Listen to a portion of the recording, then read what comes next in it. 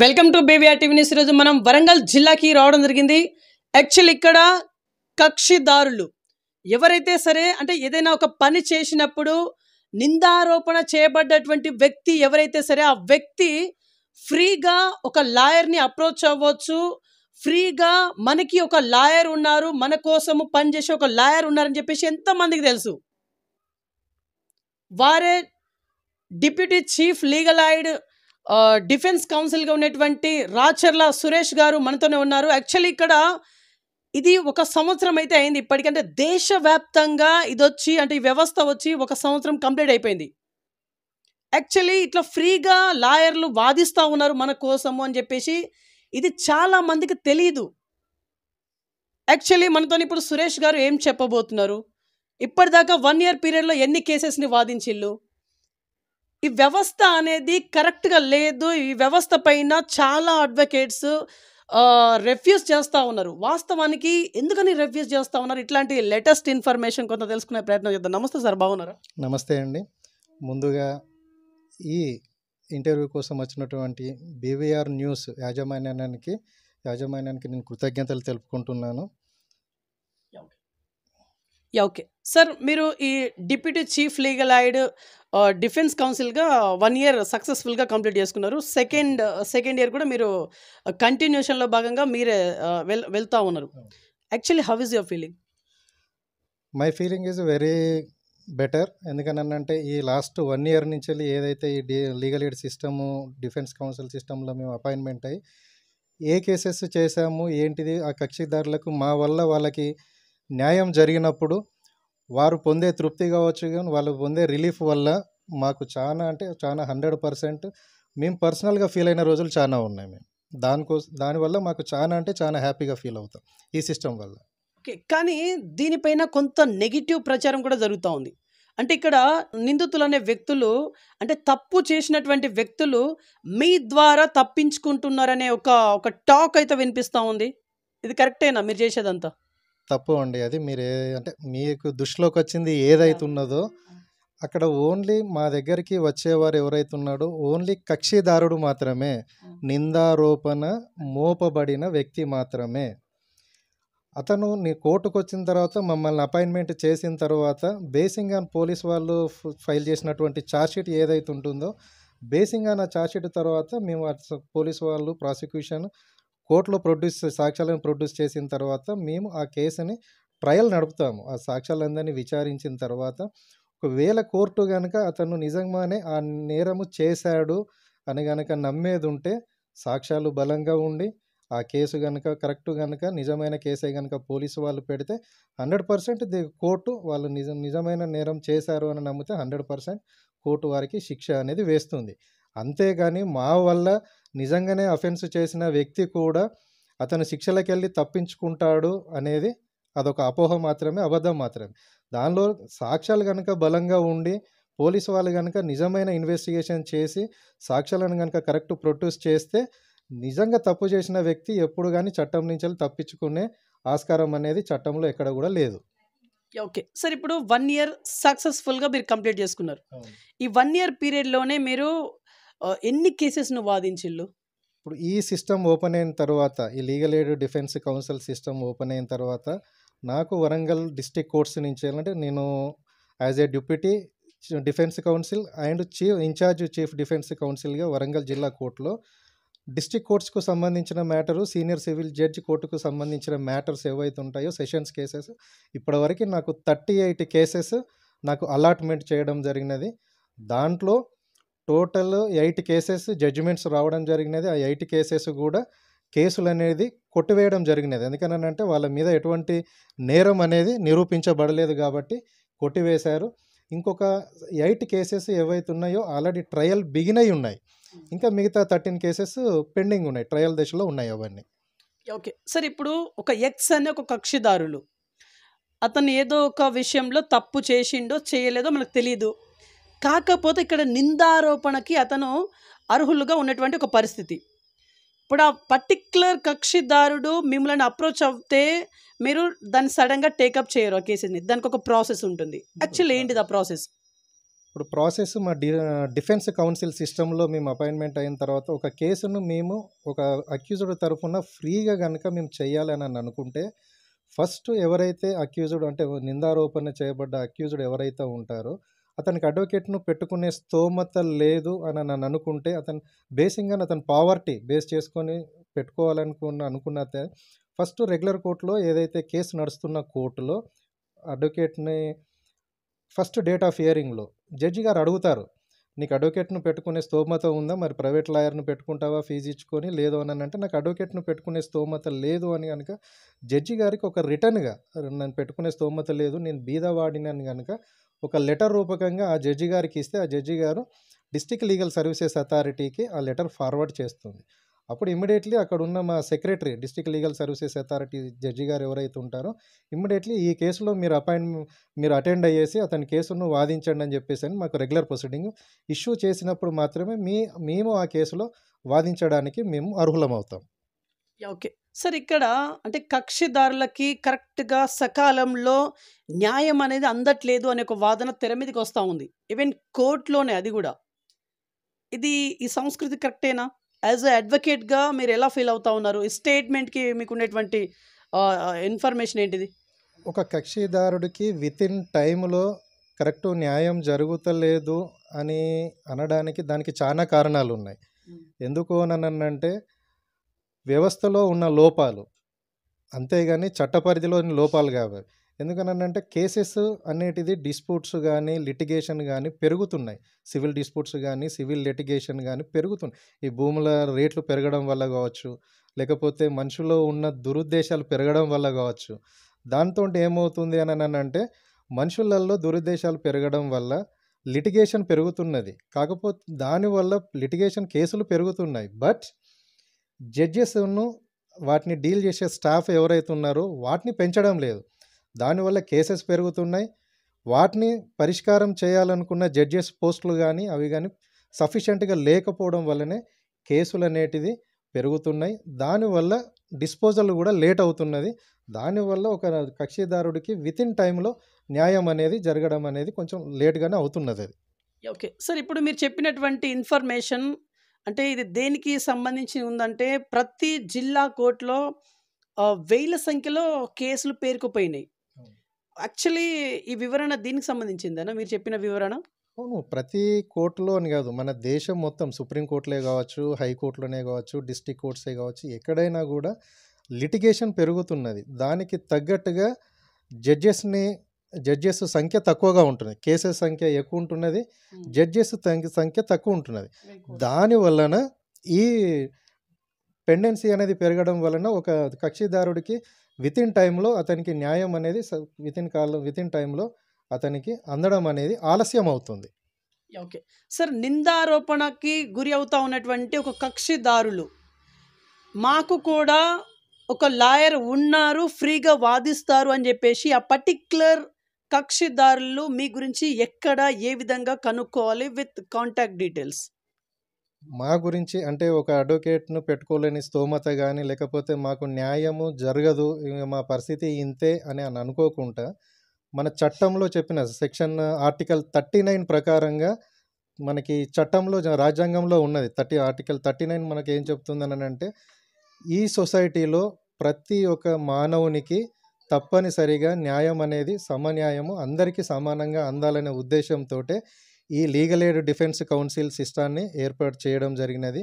దానిలో బేసిక్గానే మా యొక్క వివరాల కోసం ఎక్కడైనా ప్రతి పోలీస్ స్టేషన్లో కానీ ప్రతి ఎంఆర్ఓ, ఆర్డీఓ, కలెక్టర్ ఆఫీస్లో ప్రతి దగ్గర కూడా మా డిఫెన్స్ కౌన్సిల్ సిస్టమ్కు సంబంధించిన మా డీటెయిల్స్, మా ఆఫీసు ఎక్కడ ఉంటుంది, మా ఫోన్ నంబర్సు, ప్రతి విషయము అక్కడ డిస్ప్లే బోర్డ్స్ ద్వారా పెట్టించడం అనేది జరిగింది. అదేవిధంగా మేము ప్రతిరోజు 10 o'clock నుంచి వెళ్ళి ఈవినింగ్ 5 o'clock వరకు మన వరంగల్ డిస్ట్రిక్ట్ కోర్ట్స్ కాంప్లెక్స్లో డిఫెన్స్ కౌన్సిల్ సిస్టమ్ 10 courts బిల్డింగ్, వరంగల్ కోర్టులో ఏదైతే హన్మకొండ కోర్టు ఉందో దానిలో 10 courts బిల్డింగ్లో legal aid defence counsel system అనే దాన్ని ఏర్పాటు చేయడం జరిగింది. అక్కడ మేము ప్రతి వర్కింగ్ డేస్లో మార్నింగ్ 10 to ఈవినింగ్ 5 o'clock వరకు మేము అక్కడ అవైలబుల్లో ఉంటాము. ఎప్పుడొచ్చినా కూడా మేము వారికి కావాల్సిన లీగల్ అసిస్టెంట్స్ కానీ వారికి కావాల్సిన న్యాయమే కావచ్చు, వారి అడ్వైజులే కావచ్చు, ప్రతిదీ కూడా మేము అక్కడ ఇవ్వడం జరుగుతుంది ఫ్రీగా. Okay sir. Actually 41 years CrPC section అనేది దాని గురించి మీకు చాలా బాగా తెలుసు, చాలా బాగా తెలుసు. యాక్చువల్లీ ఇప్పుడు ఆ సెక్షన్ వల్ల నష్టపోయేది మీ జూనియర్ అడ్వకేట్సా లేకుంటే సామాన్య ప్రజల? ప్రొఫెషన్గా చూసుకుంటే జూనియర్ అడ్వకేట్స్ కూడా చాలా అన్యాయానికి గురవుతున్నారు. అలాగే రెండో విధానంగా పోతే ప్రజలు కూడా ఎవరైతే ఉన్నారో వారు కూడా ఇబ్బంది పడుతున్నారు. ఎందుకు అనంటే అంతకుముందు 41 సిఆర్పిసి లేనప్పుడు ఒక కేసు కోర్టుకు రిమాండ్ తీసుకొని వస్తే అడ్వకేటు వాళ్ళ పరిస్థితిని బట్టి, వాళ్ళ బీదరికాన్ని బట్టి, వాళ్ళని బట్టి 2000 3000 తీసుకొని బెయిల్ తీసుకొని వదిలిపెట్టేవాళ్ళు. అదే స్టేషన్స్కో ఇప్పుడుకి వస్తే 41 సిఆర్పిసి కంప్లై చేయాలంటే ఒక్కొక్క వ్యక్తి దగ్గర నుంచి వెళ్ళి పోలీసు వాళ్ళు 10,000 20,000 డిమాండ్ చేసి, అంటే కోర్టుకు వచ్చిన దానికంటే వాళ్ళు బయట పోలీస్ స్టేషన్లో పోలీసు వాళ్ళు కానీ వాళ్ళు కానీ వాళ్ళ దగ్గర నుంచి వెళ్ళి ఎక్కువ మొత్తంలో తీసుకొని వాళ్ళకి అన్యాయం జరుగుతుంది అనేది 100% అది ఉన్నదే. అది ఓకే, ఇక్కడ అన్యాయం జరుగుతుందని చెప్పేసి మీరు కరెక్ట్గా చెప్తా ఉన్నారు. మరి దీన్ని ఎందుకు మీరు అధిష్టానం దృష్టికి తీసుకెళ్ళలేకపోతారు? అంటే స్టేట్ బాడీ దగ్గరికి ఎందుకు తీసుకెళ్ళలేకపోతారు? ఆల్రెడీ స్టేట్ బార్ దగ్గరికి తీసుకొని పోవడం జరిగింది.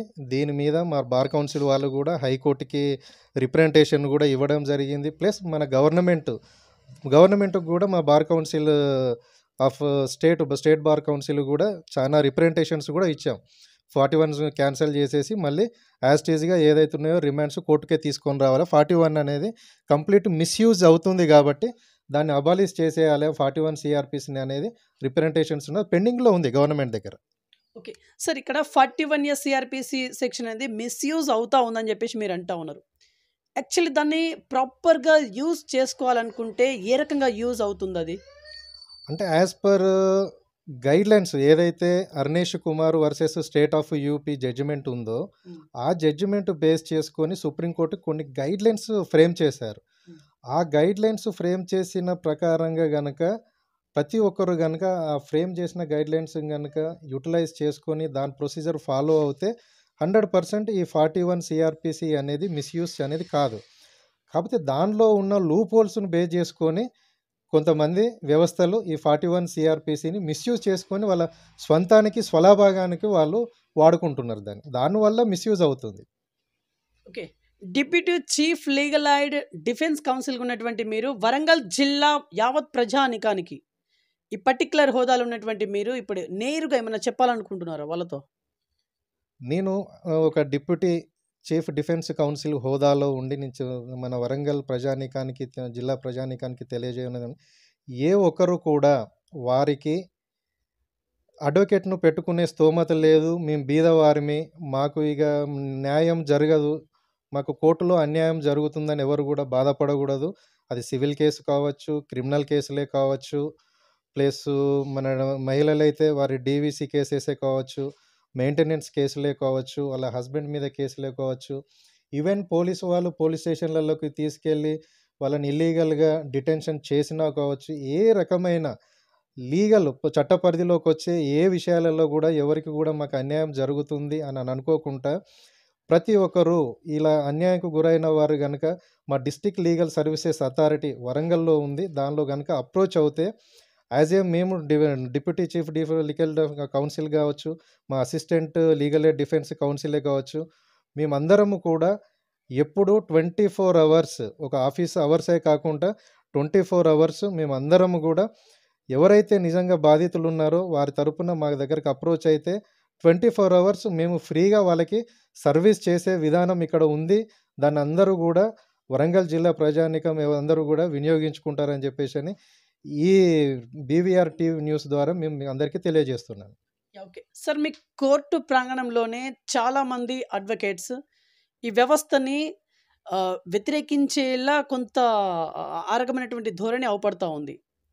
యాక్చువల్లీ ఆ ధోరణి పైన మీరు ఏమైనా స్పందించాలనుకుంటున్నారా? అంటే ఎస్పెషల్లీ ఇక్కడని కాదు, ప్రతి మా సిస్టమ్ ఏదైతే లాస్ట్ ఇయర్ మా డిఫెన్స్ కౌన్సిల్ సిస్టమ్ ఓపెన్ అయిందో ఓపెన్ అయిన దగ్గర నుండి కొంత ఒక టైప్ ఆఫ్ సిస్టమ్ అడ్వకేట్స్ ఎవరైతే ఉంటారో వాళ్ళు ఈ సిస్టాన్ని అపోజ్ చేస్తున్నారు. ఎందుకనంటే మా ఈ లీగల్ ఎయిడ్ డిఫెన్స్ కౌన్సిల్ సిస్టంలో అపాయింట్మెంట్ చేసిన అడ్వకేట్స్ ఎవరైతే ఉన్నారో వాళ్ళు experts, senior advocates, and well versed knowledge plus పర్ఫెక్ట్గా కేసులను డీల్ చేసే అడ్వకేట్స్నే స్టేట్ లీగల్ సర్వీసెస్ అథారిటీ, మా district legal services authority appointment చేయడం వల్ల ఏదైతే ఎక్కువ మొత్తంలో ఫీజు తీసుకొని ప్రైవేట్ అడ్వకేట్స్ దగ్గరికి వెళ్ళి ఇంత మొత్తంలో ఫీజు మేము ఎందుకు ఇచ్చుకోవాలి, అదే అడ్వకేట్స్ అక్కడ కూడా ఫ్రీగా చేస్తున్నారు కదా అని చెప్పేసి అని కొంతమంది ప్రైవేట్ అడ్వకేట్స్ వెళ్ళకుండా మా legal aid defence counsel system దగ్గరికే రావడం వల్ల వాళ్ళకు వచ్చే కేసెస్ పోతున్నాయి, మాకు వచ్చే ఫీజెస్ పోతున్నాయి. ఈ సిస్టమ్ని ఎస్టాబ్లిష్ చేయడం వల్ల వాళ్ళ ప్రైవేట్ ప్రాక్టీస్ ఏదైతే ఉన్నదో ఆ ప్రైవేట్ ప్రాక్టీస్ అనేది డిక్రీజ్ అవుతున్నది అనే ఉద్దేశంతో కొంతమంది అడ్వకేట్, అందరూ కాదు, కొంతమంది అడ్వకేట్స్ దీన్ని ఆబ్వియస్గా అపోజ్ చేస్తున్నారు. దీన్ని, ఈ సిస్టాన్ని అబాలిష్ చేయాలి, ఉంచకూడదు, తీసేయాలి, ఇది కరెక్ట్ ప్రాసెస్ కాదు, దీనివల్ల ప్రైవేట్ అడ్వకేట్స్ నష్టం జరుగుతున్నది అని చెప్పేసి అని కొంతమంది అపోజ్ చేస్తున్నారు దీన్ని. ఓకే, నష్టం జరుగుతున్న మాట వాస్తవమేనా మరి? నష్టం అనేది ఒక ప్రైవేట్ అడ్వకేట్ దగ్గర నుంచి వెళ్ళి ఈ సిస్టమ్ ఎప్పుడు కానీ కేసును అనేది లాక్కోవడం కానీ తీసుకోవడం అనేది ఉండదు. ఎప్పుడైతే ఒక జెన్యున్గా ఒక ప్రైవేట్ అడ్వకేట్ను డబ్బులు ఇచ్చి నేను పెట్టుకోలేని స్తోమత ఉంది అనుకున్న వారు మాత్రమే ఈ సిస్టాన్ని అప్రోచ్ అవుతారు. ఒక అడ్వకేట్ని పెట్టమని అప్రోచ్ అయిన వ్యక్తిని కూడా కోర్టు కూడా పరిశీలిస్తుంది, నిజంగానే ఇతనికి ఒక డబ్బులు ఇచ్చి పెట్టుకోలేని స్తోమత ఉందా లేదా అనేది కూడా కోర్టు పరిగణించిన తర్వాతనే, వాళ్ళని ఎంక్వైరీ చేసి పరిశీలించిన తర్వాతనే ఇతనికి నిజంగానే ఈయన గవర్నమెంట్ పెట్టుకునే ఎలిజిబిలిటీ ఉంది, అతని ప్రైవేట్ అడ్వకేట్ను పెట్టుకునే స్తోమత లేదు అని డిసైడ్ కోర్టు నిర్ధారించుకున్న తర్వాతనే ఈ మా లీగల్ ఎయిడ్ డిఫెన్స్ కౌన్సిల్ అడ్వకేట్స్ని వారికి కేటాయిస్తారు కేసెస్ని కొట్లాడడానికి. ఓకే సార్, యాక్చువల్లీ ఇక్కడ ఒక వై అనే ఒక కక్షిదారుడు ఒక పర్టికులర్ కేస్ పట్టుకొని మీ దగ్గరకు వస్తాడు ఒక ప్రాబ్లంతోని. అతను ఎక్స్ప్లెయిన్ చేస్తాడు, ఇగో ఇట్లా ఉంది, సో అండ్ సో ప్రాబ్లం అని చెప్పేసి. మీ దగ్గర కూడా న్యాయం జరగదు అని చెప్పేసి ఆయనకు ఒకవేళ అర్థం అయితే అతను ఏ రకంగా టేకప్ చేసుకోవాలి, ఏ రకంగా వెళ్ళాలి? మీరు అడిగిన దాని ప్రకారం ఏంటంటే, ఒకవేళ మా సిస్టమ్ అంటే మా డిఫెన్స్ కౌన్సిల్ సిస్టమ్ కానీ మా లీగల్ ఎయిడ్ మా డిస్ట్రిక్ట్ లీగల్ సర్వీసెస్ అథారిటీకి వచ్చినా కూడా ఇక్కడ కూడా నాకు న్యాయం జరగదు అని జరగదేమో అనే కనుక అపోహ ఉంటే అతను ప్రాబ్లంను బేస్ చేసుకొని ఇంకా మంచి సీనియర్ అడ్వకేట్స్ కావచ్చు, లేకపోతే ఇక్కడ కాకుండా కూడా ఇంకా స్టేట్ లీగల్ సర్వీసెస్ అథారిటీ కూడా ఉంటుంది, అక్కడికి కూడా అప్రోచ్ కావచ్చు. వాళ్ళు అక్కడ కూడా అప్రోచ్ కావచ్చు. బేసిక్గా స్టేట్ లీగల్ సర్వీసెస్ అథారిటీని అప్రోచ్ అయ్యి కూడా అక్కడి నుంచి వెళ్ళి కూడా ఫర్దర్ అడ్వైస్ తీసుకొని కూడా అక్కడి నుంచి వెళ్ళి కూడా న్యాయం పొందొచ్చు. సార్, గడిచిన 1 yearలో మీరు 38 కేసెస్ని వాదించిల్లు. సార్, ఈ 38లో ఎక్కువగా ఎట్లాంటి యాక్టివిటీకి సంబంధించినటువంటి కేసెస్ ఉన్నాయి, మేజర్గా ఎక్కువగా ఉన్నటువంటి కేసెస్? నాకు ఇప్పుడు ఈ 1 yearలో అపాయింట్మెంట్ అయిన కేసెస్, నాకు అలర్ట్ అయిన కేసెస్లో ఎక్కువ శాతము పోక్సో కేసెస్, ఇది చిన్నపిల్లల మీద ప్లస్ మైనర్ అమ్మాయిల మీద కేసెస్ ఏవైతే ఉన్నాయో 354D కానీ 376 రేప్ కేసెస్ కానీ అవి ఉన్నాయి. ప్లస్ మర్డర్ కేసెస్, ఇది ఫ్యామిలీ డిస్ప్యూట్స్లో అయిన మర్డరు ప్లస్ వాటి మర్డర్ కేసెస్ ఎక్కువ ఉన్నాయి అవి. ఓకే సార్, యాజ్ ఏ అడ్వకేట్గా మీకు బాగా ఒక పేరును తీసుకొచ్చినటువంటి ఒక కేసు అంటూ ఏమైనా ఉందా? మీకు మలుపు తిప్పినటువంటి కేసు? మలుపు తిప్పిన కేసు అని అంటే 2 కేసెస్ ఉన్నాయి. ఒకటేమి మన ఆర్పిఎఫ్ వరంగల్ కేసు ఒకటి ఉంటుందండి. ఒక ముద్దాయి మీద అతను ట్రైన్లో పోతూ ఉంటే మిగతా వాళ్ళకి మత్తు మందు ట్యాబ్లెట్స్ ఇచ్చేసి వాళ్ళ దగ్గర ఉన్న ల్యాప్టాప్స్ అవన్నీ థెఫ్ట్ చేయడం జరుగుతుంది. ఆ కేసెస్లో అతని మీద ఒక 6 కేసెస్ బుక్ చేయడం జరిగింది ఆర్పిఎఫ్ వాళ్ళు. ఆ 6 కేసెస్ని మేము అంటే ఆర్పిఎఫ్ వాళ్ళు శతవిధాల అతనికి శిక్ష పడాలని చేశారు. కాకపోతే ఆ కేసెస్ని మేము డిఫెన్స్ కౌన్సిల్గా లీగల్ ఎయిడ్ కౌన్సిల్గా కొట్లాడి ఆ 6 కేసెస్ని కూడా అతని మీద తప్పుడు కేసు పెట్టారని చెప్పేసి అని అతని మీద కేసు కొట్టి వేయించడం జరిగినది. అలాగే ఫోర్ట్ వరంగల్లో మున్సిపల్లో కూడా ఒక కేసు పోక్సో కేసు అనేది ఒకటి మహేష్ అనే అతని మీద కూడా కేసు వేయడం జరిగినది. అది కూడా తప్పుడు కేసు అని కొట్టేయడం అతను ఎవరు లేకపోవడం వల్ల అతను ఒక 1 year కంప్లీట్ జైల్లోనే ఉన్నాడు. కంప్లీట్ ఎవరు బెయిల్ తీసుకోకుండా ఎవరు పట్టించుకోకుండా అతనికి మేము కేసు కొట్లాడి అతనికి ఆ కేసులో అతని మీద నిరూపణ కాకుండా మేము ఆ కేసు కొట్లాడడం వల్ల అతను బయటికి రిలీజ్ అయిన తర్వాత వచ్చి అతని పిల్లలు వాళ్ళ భార్య ఇట్లా వాళ్ళందరూ వచ్చి మమ్మల్ని వాళ్ళ బాధను ఎక్స్ప్రెస్ చేసుకున్నప్పుడు ఆ ఫీలింగ్ అనేది దాంతో మాకు బాగా పేరు వచ్చింది అప్పుడు. ఓకే సార్, యాక్చువల్లీ ఇప్పుడు మీకున్నటువంటి 17 years మీ అడ్వకేట్ జర్నీ, యాక్చువల్లీ ఈ జర్నీలో మీరు ఎంతో మందిని మీ దగ్గరికి రావడము, వాళ్ళ సమస్యలు మీతోని ఎక్స్‌ప్రెషన్స్ ఐ మీన్ ప్రాబ్లమ్స్‌ని చెప్పుకోవడం ఇట్లాంటివి మీరు చాలా విన్నారు. ఈ అవును. ప్రాబ్లమ్స్ అన్నింటిలల్లో ఎక్కువగా మీ దగ్గరకొచ్చినటువంటి కేసెస్ ఏంటి? అంటే ఎట్లాంటి కేసెస్ మీ దగ్గరకు వచ్చాయి?